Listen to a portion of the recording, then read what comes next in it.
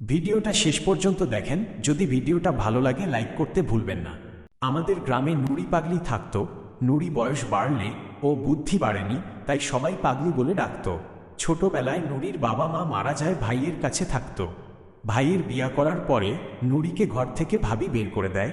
নুড়ির ভাই কিছুই বলে না ভাবিকে। গ্রামে যার কাজের দরকার হতো নুড়িকে ডেকে নিয়ে কাজ করাত। কাজ শেষ হলে খেতে দিত, আবার কেউ খেতে দিত না। এইভাবে নুড়ির দিন কাটত।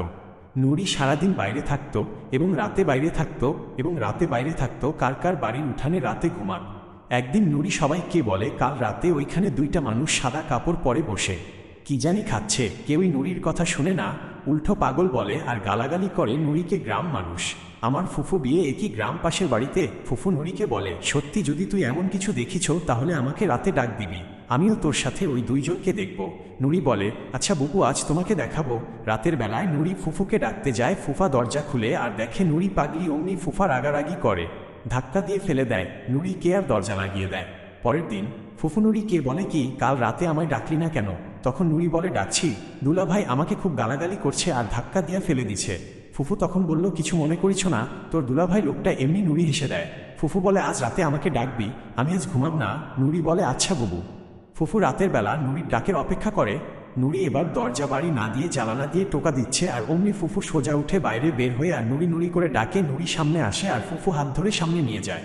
প্রথমে ফুফু একটু ভয় পায় যে এইটা কি আসলে নুড়ি নাকি অন্য কিছু। পরে জানলো অন্য কিছু না, এইটা আমাদের নুড়ি।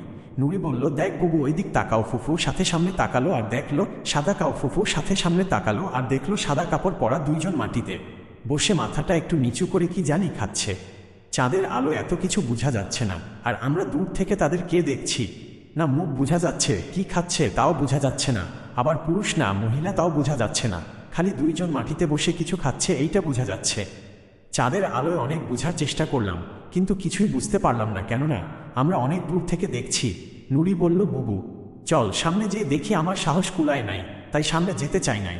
তখন আমি বললাম, নুড়ি চল আমার বাসায়, আজ আমার বাসায় ঘুমাবি। তখন নুড়ি হেসে বলল, না বুবু তুমি যাও, দুলাভাই সকাল আমাকে তোমাকে ঘরে দেখলে গালাগালি করবো আমাকে। আমি বললাম, কিছু হবে না, চল তুই। নুড়ি বলল, পাগলির কোনো ঘর বাড়ি নাই, আপনজন কেউ নাই। যার বাবা মা নাই এই দুনিয়াতে, তার কেউই নাই দুনিয়াতে। যখন যার কাজের দরকার হয়ে আমায় ডেকে নিয়ে সব কাজ করায়। কাজ শেষ হলে কেউ আমাকে আর চিনে না, একটু খেতেও দেয় না। আমার কথাগুলো শুনে খুব খারাপ লাগে, আর আমি বাড়ির দিকে আসতে থাকি। আর পিছন ফিরে বারবার দেখি নুড়ি আমাকে দেখে হাসতে থাকে। কি সুন্দর নুড়ির হাসি, কি মায়া। নুড়ির মুখে আগে কোনোদিন খেয়াল করিনি। চাঁদের আলোয় নুড়িকে যে কি সুন্দর লাগছিল কি বলবো। আমি বাসায় এসে শুয়ে পড়ি আর নুড়িকে নিয়ে ভাবি, আসলে মেয়েটা খুব অসহায়, বাবা মা নাই, ভাই একটা, তাও ভাবির গোলাম। গ্রামের মানুষগুলা স্বার্থপর, কাজ ছাড়া নুড়িকে চিনে না। সারা রাত আর ঘুম হলো না। নুড়িকে নিয়ে ভাবলাম, নুড়ির মুখটা বারবার আমার মুখে ভাসলো, কি মায়াবতী একটা মেয়ে। এইসব ভাবতে ভাবতে সকাল হয়ে গেল। বাইরে বের হয়ে শুনি নুড়ি নাকি কোথায় খুঁজে পাওয়া যাচ্ছে না। সবাই খোঁজাখুঁজি করছে, আমিও সাথে নুড়িকে খোঁজাখুঁজি করতে লাগলাম। যেখানে ওই দুইজন বসে কাল রাতে কি জানি খাচ্ছিল, আমি ওইখানে গেলাম। খুঁজতে দেখি যে ওইখানে সবুজ ফিতা পড়ে আছে, আর কিছু নাই। আমি ফিতা হাতে নিয়ে দেখলাম, এইটা তো নুড়ির ফিতা। এই ফিতা দিয়ে নুড়ি চুলবেনি করতো, তাহলে কি তারা কি নুড়িকে খেয়াল দূর? কি ভাবছি আমি এসব। তারপর থেকে নুড়ির কোনো খোঁজ পাওয়া যায়নি। 22 বছর চলতে লাগলো। ওই রাতের পর থেকে এখন পর্যন্ত নুড়িকে কেউই দেখে নাই, খোঁজ পায় নাই।